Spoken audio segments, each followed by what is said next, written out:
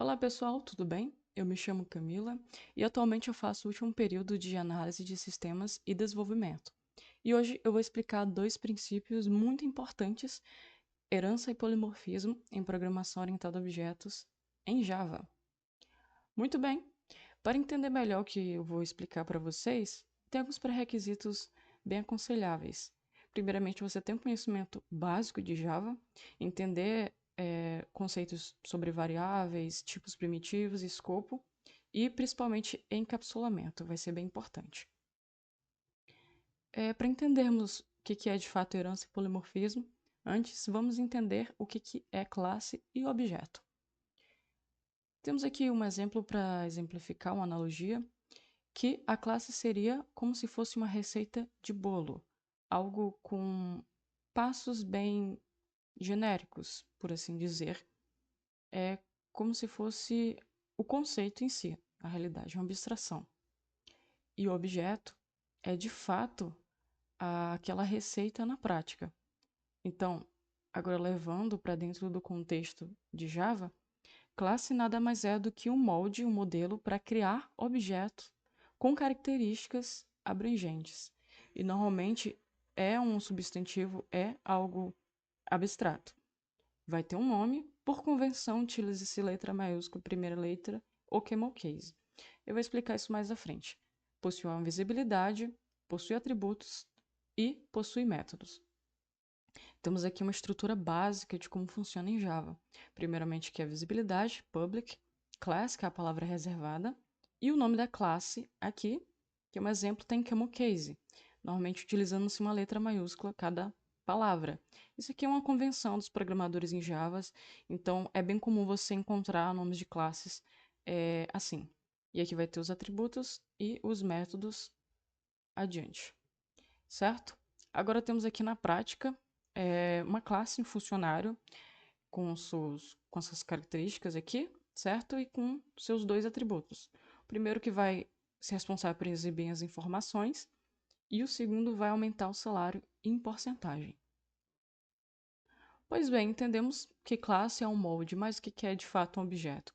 O objeto ele vai ser a instância dessa classe, ou seja, algo que vai ser bem definido, algo bem específico. Como, por exemplo, levando aqui exemplos na nossa vida real, temos um cachorro, seria um exemplo de uma classe. O cachorro ele vai possuir ali suas características, porém um cachorro bem específico, de uma raça específica, vai ser um poodle, um husky, ou seja, isso seria um objeto, uma instância do cachorro.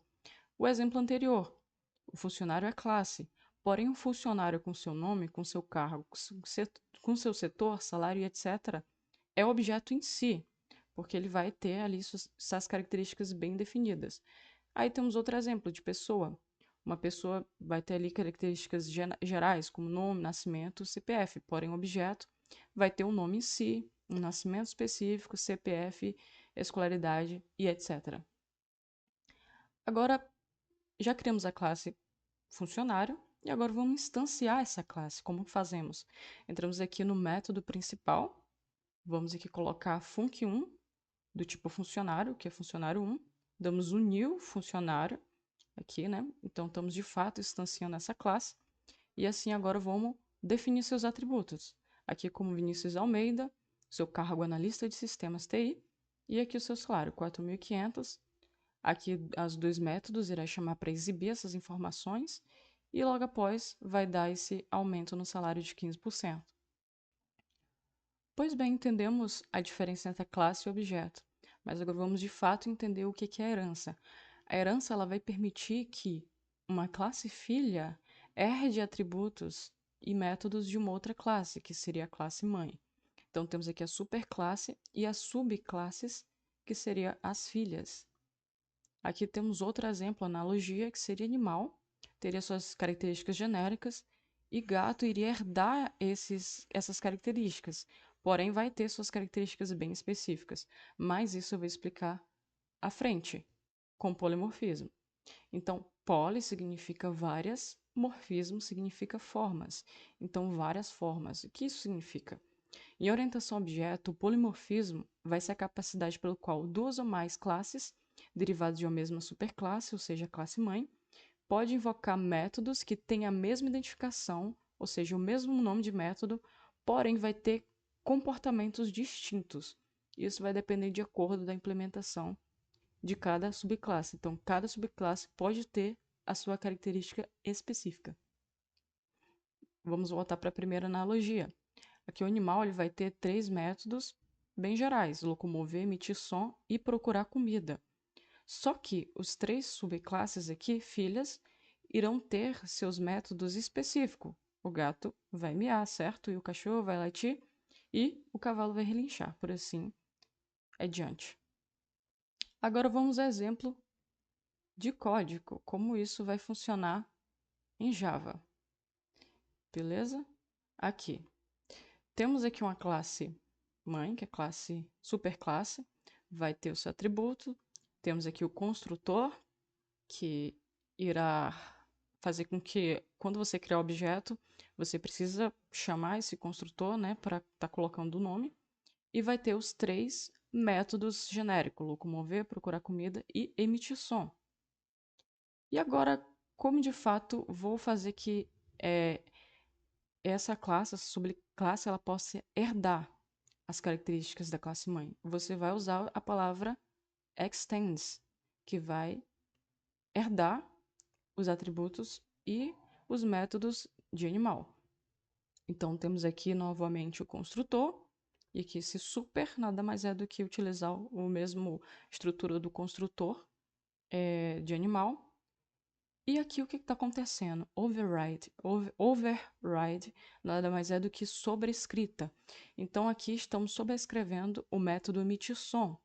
Então, aqui, o que vai mudar é que o gato ele vai miar. Então, aqui vai acontecer o nome do gatinho e miar, que é o som que ele vai fazer. Então, temos a mesma lógica por assim adiante. As outras vão sobrescrever de acordo com suas características. Então, veja, mais uma vez, ele tem o mesmo nome do método, porém vai possuir características distintas. Cada classe, cada subclasse, no caso, né? Aqui, o que está acontecendo, beleza? E aqui, por último, na classe main, a gente vai de fato chamar os objetos. Meu gato, meu cachorro, meu cavalo. E aqui temos um nome específico. Seria Luna, o cachorro seria Tonton ou o cavalo pé de pano. E por último, vamos estar chamando esses métodos, cada um, e vamos executar. Beleza? O que acontece aqui, ó?